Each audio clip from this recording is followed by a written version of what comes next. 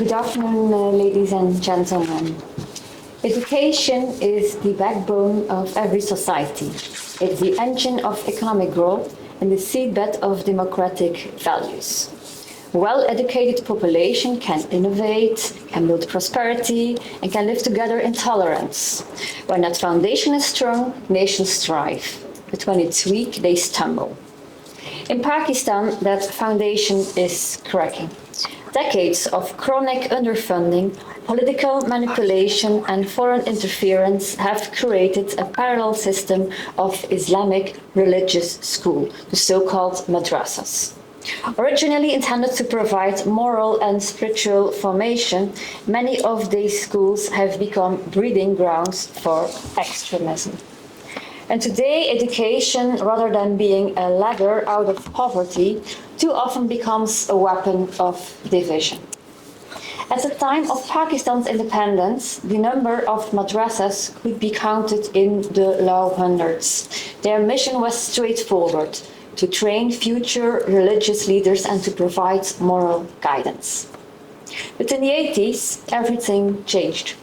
Under the military regime of General Zia-ul-Haq, religious education was deliberately politicized. Mandatory deductions from bank accounts and generous foreign donations poured new money into these schools. At the same time, the Soviet invasion of Afghanistan and the arrivals of millions of refugees turned Pakistan into a strategic base for jihadist recruitment.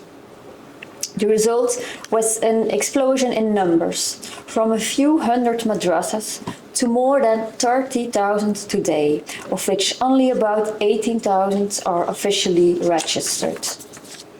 In other words, nearly half operate beyond any government oversight. And inside these unregulated schools, hatred and anti-Western thinking are not isolated exceptions. They are often embedded in the curriculum. And the educational consequences are devastating, because the madrasa curriculum is almost entirely focused on religious doctrine. Students lack even elementary knowledge of geography or science. For example, teachers report that many students cannot locate Pakistan on a world map. And concepts like the moon landing or modern medicine remain unknown to them. And this is not a small detail. It explains why Pakistan's literacy rate is stuck around 60%, far below India, Iran, and China, and dramatically lower than the global average. So without skills in mathematics, science, technology, or even basic literacy, graduates are excluded from modern economic life. They cannot participate in industries that require critical thinking or technical competence.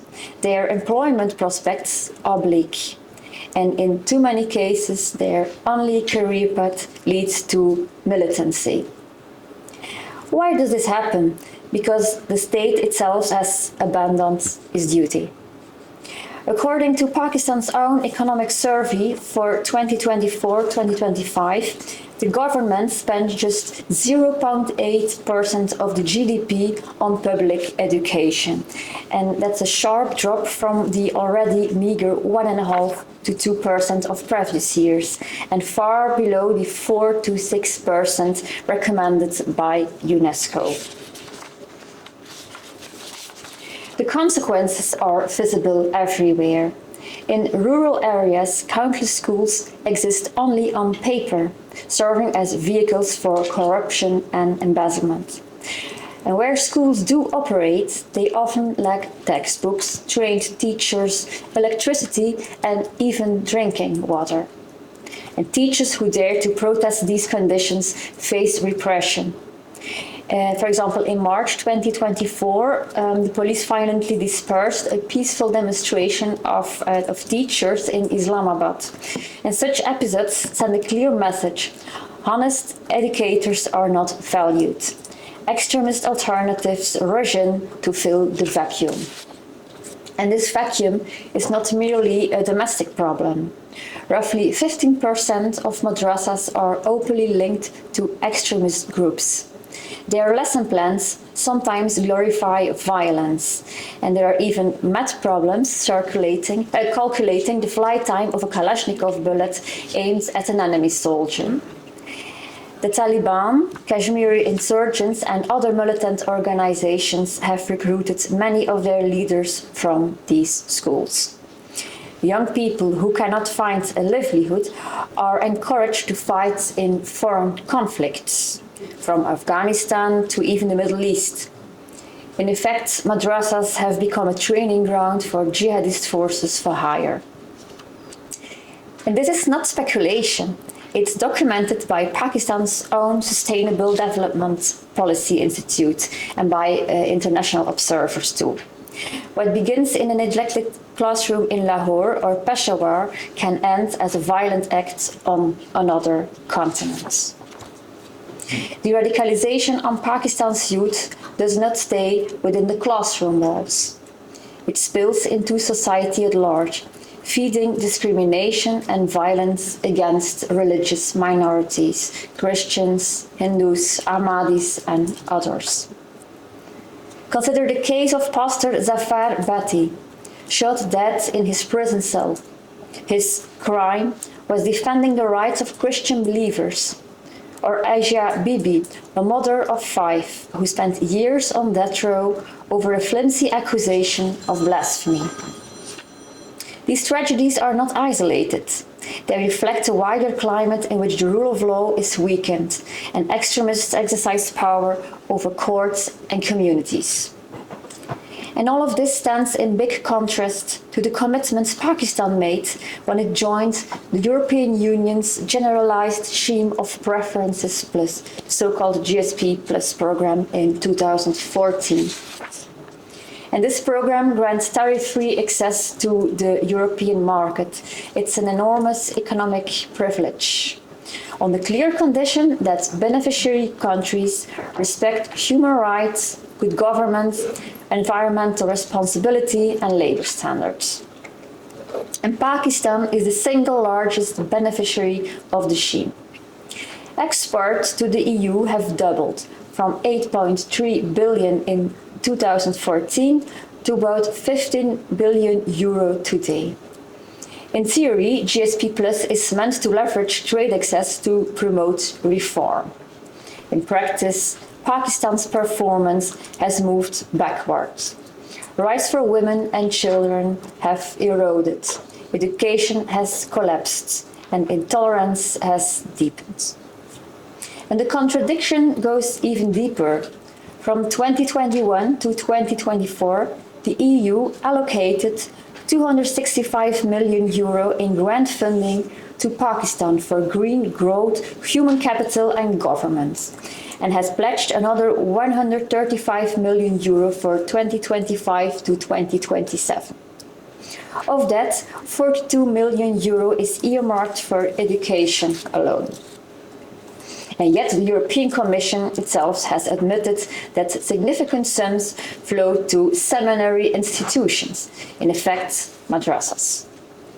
European taxpayers' money is therefore indirectly helping to finance the very radicalization that threatens both Pakistan and Europe.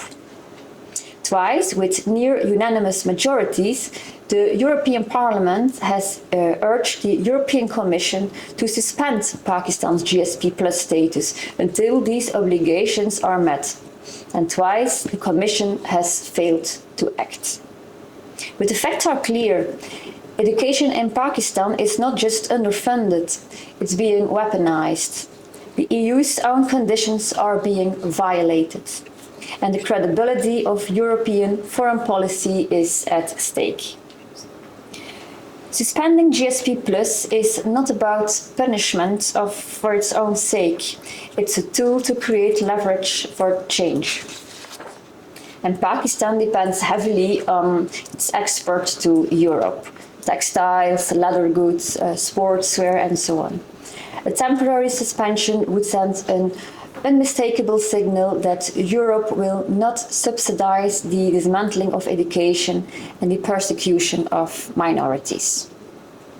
It would also give reformers inside Pakistan, teachers, parents, civil society leaders, the argument they need that genuine investment in education and human rights is not only morally right, but economically necessary.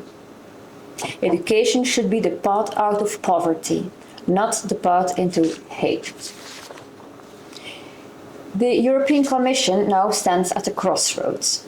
It can continue business as usual, ignoring its own principles and the will of the European Parliament.